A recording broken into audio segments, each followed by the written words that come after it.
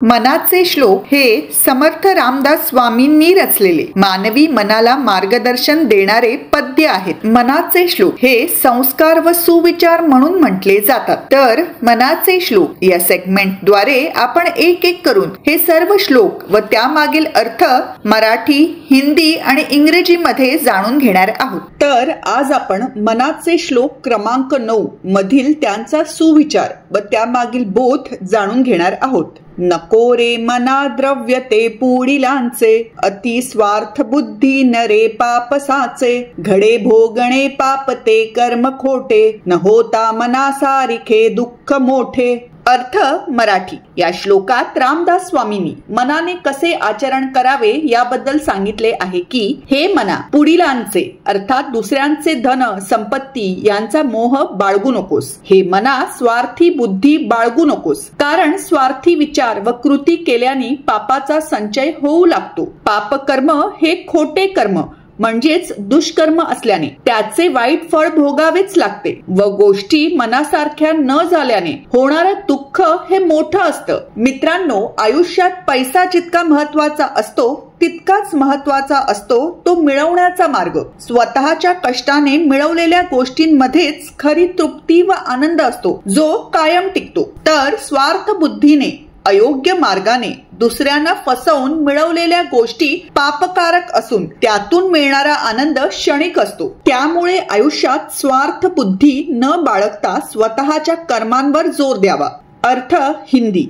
इस श्लोक में रामदास स्वामी जी ने मन को कैसा आचरण करना चाहिए इसके बारे में बताया है कि हे मन, दूसरे लोगों के धन और संपत्ति का लालच ना कर। हे मन, स्वार्थ बुद्धि ना रख, क्योंकि स्वार्थ के विचार और कार्य पाप का संचय करते हैं। पाप कर्म यह असत्य कर्म होता है, इसलिए इसका बुरा परिणाम भुगतना ही पड़ता है, और यदि चीजें योजना के अनुसार नहीं हुई तो उसका दर्द बहुत बड़ा होता है। दोस्तों, जीवन में पैसा जितना महत्वपूर्ण होता है उसे पाने का तरीका भी उतना ही महत्वपूर्ण होता है। अपनी मेहनत से कमाई गई चीजों से सच्ची संतुष्टि और खुशी होती है जो हमेशा बनी रहती है, परंतु स्वार्थ बुद्धि, अनुचित साधन, दूसरों को धोखा देकर प्राप्त की गई वस्तुएं पाप पूर्ण होती है और उनसे प्राप्त सुख अस्थायी होता है। इसलिए जीवन में स्वार्थ सोच न रखते हुए अपने कर्मों पर जोर देना चाहिए। अर्थ English.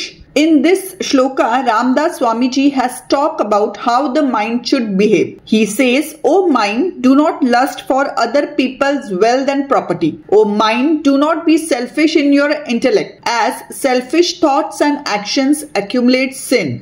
Sinful action is an untrue action. Hence, one has to suffer its bad consequences. Also, when things don't go as planned, it gets very painful." Friends, as much as money is important in life, the way to get it is also equally important. There is true satisfaction and happiness in things earned through your hard work, and it lasts forever. But things obtained through selfish motives, unfair means, and by deceiving others are painful, and the happiness obtained from them is temporary.